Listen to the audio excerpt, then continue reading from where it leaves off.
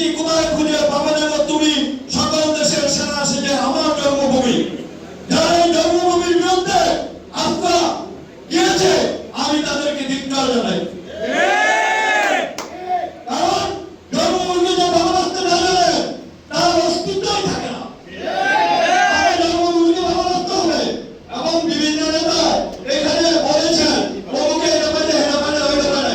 আপনার সাথে ভাই এমপি হলেন, আপনারা 17-18 বছর মান্নান সাহেবের নির্দেশে কাজ করেছেন।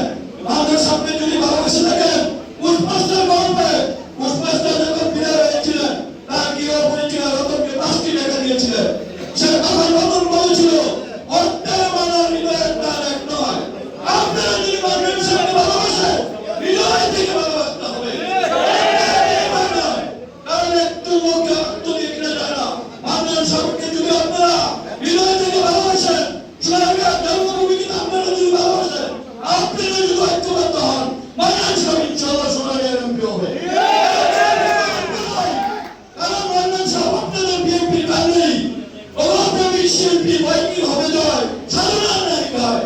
মান্নান ভাই আপনি আপনার কর্মসূচি নিয়ে এগিয়ে যান, ইনশাআল্লাহ আপনি নমিনেশন পাবেন।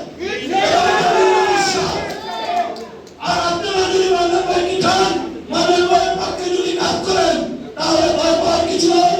সোনারগাঁ থেকে ইনশাআল্লাহ আগামী জাতীয় সংসদের এমপি হবে। ব্যাগ দেখে কেউ করিস না ভাই, আবার তার সূর্য আছে।